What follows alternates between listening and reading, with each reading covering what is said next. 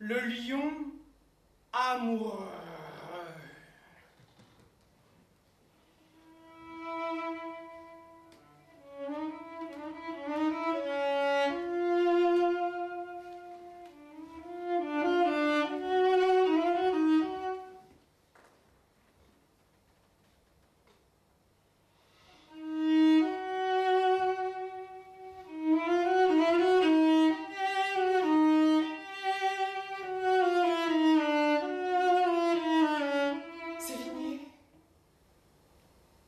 De qui les attraits servent aux grâces de modèles,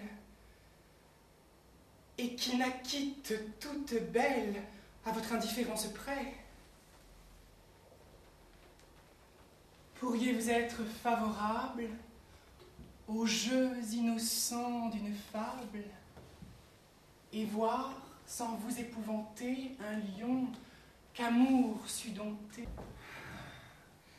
Amour est un étrange maître, heureux qui peut ne le connaître que par récit, lui ni ses coups.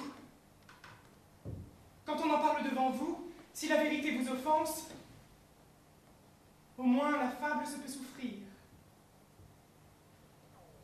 Celle-ci prend bien l'assurance de venir à vos pieds s'offrir, par zèle ou par reconnaissance.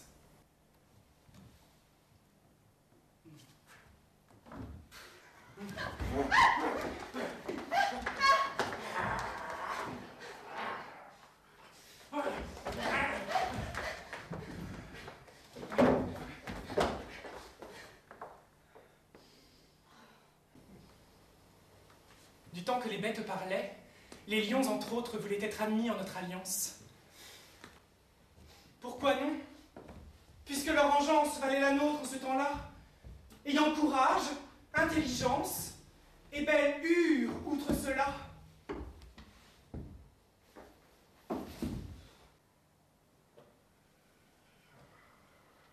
Voici comment il en a l'art.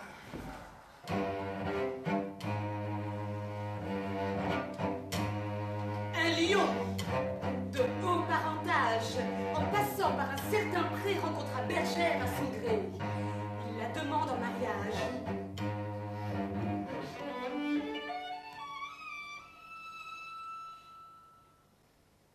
Le père aurait pour souhaiter quelque chose d'un peu moins terrible. Elle l'a donné, lui semblait bien dur. La refuser n'était pas sûr. Même un refus eût fait possible qu'on eût vu quelque beau matin un mariage clandestin. Car, outre qu'en toute matière, la belle était pour les gens fiers, fille se coiffe volontiers d'amoureuse à longue crinière.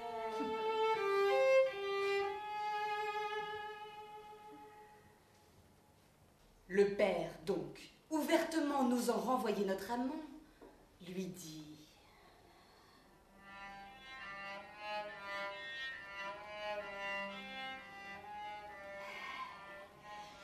ma fille est délicate. Vos griffes la pourront blesser quand vous voudrez la caresser. Permettez donc qu'à chaque patte on vous les rogne, et pour les dents qu'on vous les lime en même temps.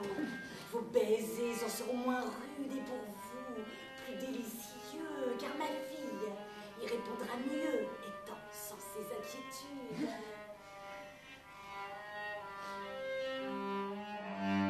Le lion consent à cela, tant son âme était aveuglée. Sans dents ni griffes, le voilà comme place démantelée.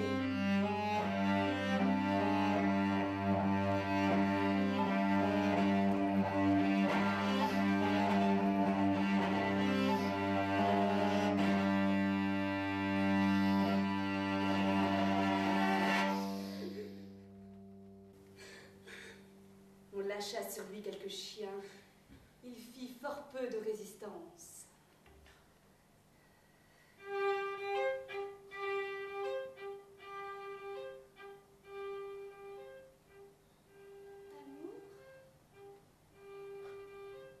Amour? Amour, Amour? amour, Amour? amour, Amour? amour, amour, amour, amour, quand il nous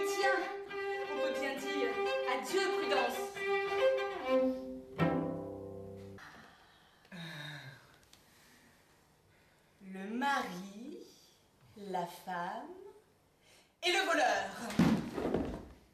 Un mari fort amoureux,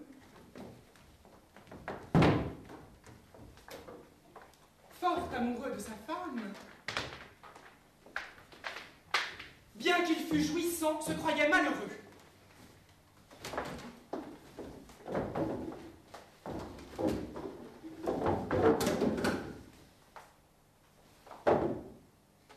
Jamais œillade de la dame, propos flatteurs et gracieux, mots d'amitié ni doux sourire.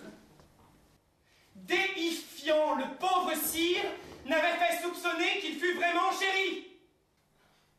Je le crois, c'était un mari. Il ne tint point à l'hyménée, que content de sa destinée, il n'en remercia les dieux. Mais quoi? Si l'amour n'assaisonne les plaisirs que l'hymen nous donne, je ne vois pas qu'on en soit mieux.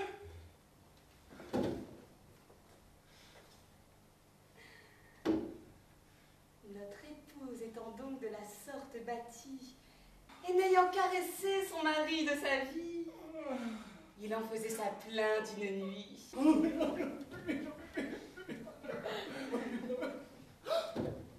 Un voleur interrompit la doléance.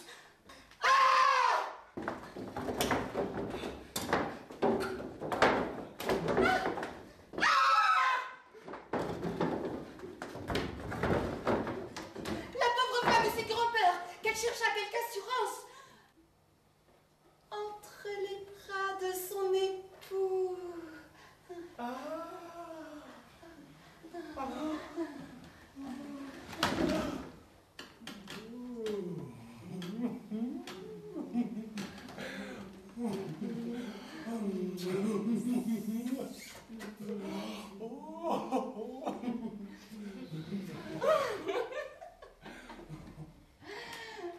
Ami voleur, dit-il, sans toi ce bien si doux me serait inconnu. Prends donc en récompense tout ce qui peut chez nous être à ta bienséance. Prends le logis aussi. Les voleurs ne sont point gens honteux ni fort délicats. Celui-ci fit sa main. J'infère de ce conte que la plus grande passion, c'est la peur. Elle fait vaincre l'aversion.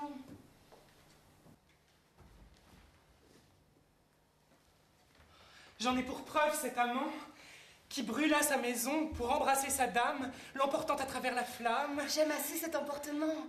Le comte m'en a plu toujours infiniment. Il est bien d'une âme espagnole et plus grande encore que folle. La jeune veuve.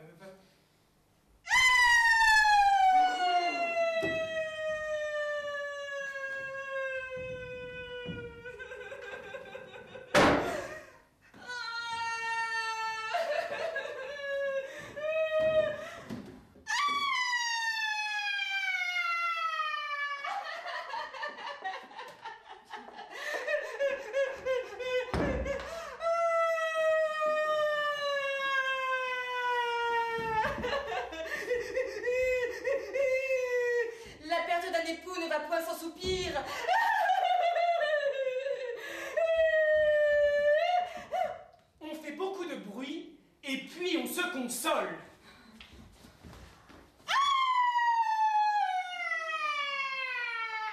Sur les ailes du temps, la tristesse s'envole. Le temps ramène les plaisirs. Entre la veuve d'une année et la veuve d'une journée, la différence est grande. On ne croirait jamais que ce fût la même personne. L'une fait fuir les gens et l'autre a mis l'attrait. Au soupir, vrai ou faux, celle-là s'abandonne. C'est toujours même note. Et pareil entretien, on dit qu'on est inconsolable. On le dit, mais il n'en est rien. Oh! Comme on verra par cette fable, ou plutôt par la vérité.